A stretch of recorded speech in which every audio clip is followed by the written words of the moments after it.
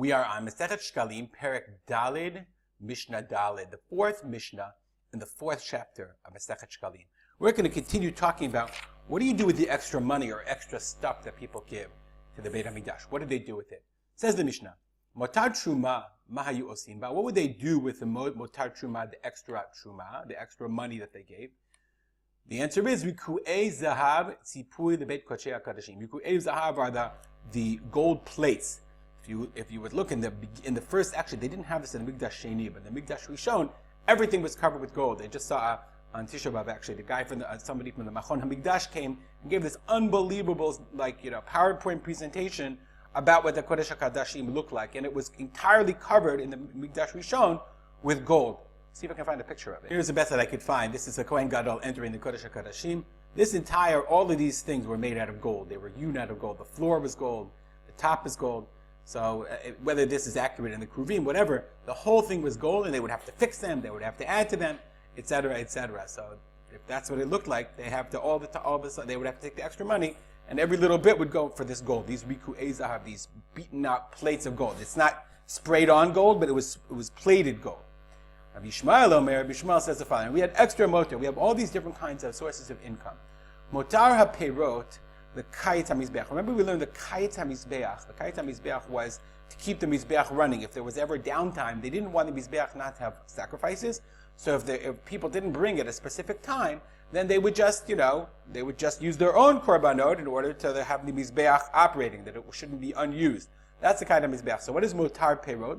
Motar Perot harkens back to the Mishnah before we said, Rabbi Yishmael in the last Mishnah talked about this idea of they would buy and sell materials, the schar lahegdesh. They would buy and sell materials that people needed in order to bring their korbanot. So Rabbi Yishmael said that profit that brought in was the Kayet HaMizbeach. Motar Truma that we just learned. We learned this idea of Motar Truma, extra money, was the clay sharet. They would use it in order to make new kelim in the Beit HaMikdash. Okay. So Rabbi Akiva says no. Motar Truma the Kayet HaMizbeach. The extra truma was the Kayet HaMizbeach, not Motar Perot. Umutar nesachim leklei sharet. They would not use. They would use in order to get klei sharet to make new kelim, new utensils of the Beit HaMikdash, or to fix them. They would have mutar nesachim, extra nisachim. Nisachim are libations or wine. How they have extra money from the wine? So let's look at the Bar Tanura. Gizberi hekdish. Hayu mamtziim ma'od leba'alei yeno. So the hekdesh, the gabaim, the people responsible for the hekdesh, they would go buy wines, ushmanim, and oils, uslatot, and solet is fine flowers. L'sapek lemenachot u'nesachim kol shana, because these were things that they were used as supplies in the Beit HaMikdash. So they would go and buy. They would use money. V'im kelb kibel alav l'sapek shalosh sa'im b'sela. Let's say you go to the guy and he says, okay, how much is the wine? They say, okay, 3 liters for, 1,000 shekel or 100 shekel, whatever it was, 3 liters. Then the price changed. The guy already paid, the gizber paid the 1,000 shekel, and now he says, oh, but the price changed. So even though you made the deal for 3, the guy has to give you an extra one, he has to give you 4.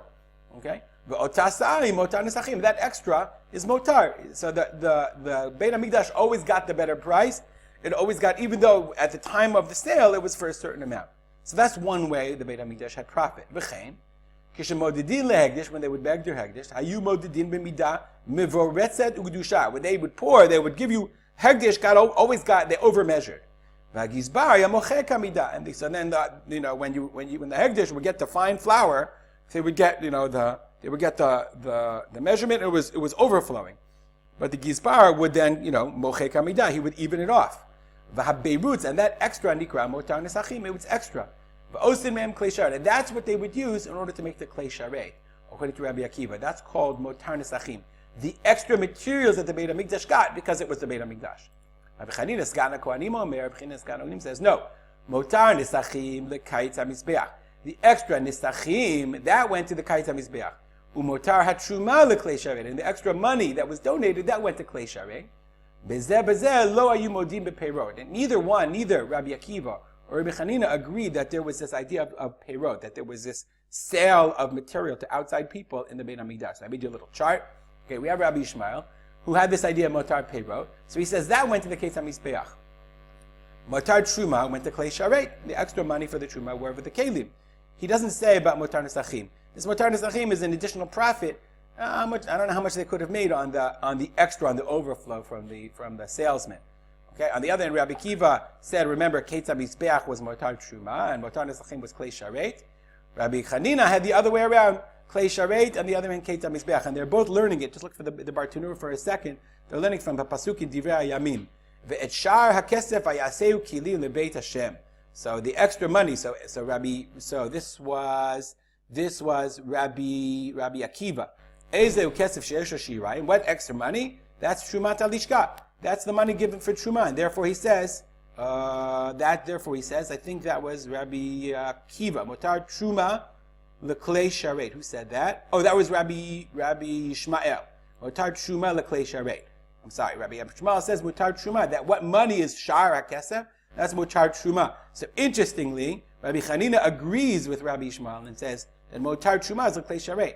But Rabbi Chanina says he doesn't hold that there's such a thing as Mutar Perot, and therefore he says that has to be the Mutar Nesachim has to be what's for Ketzah Mizbeach. I hope it's not too confusing. We'll stop here and dedicate our learning to the memory of my father, Rav Simcha ben Yitzchak Kalman, and the Yisharet Sipar Figure Matilda ben Nachum Elimelech. Have a good day.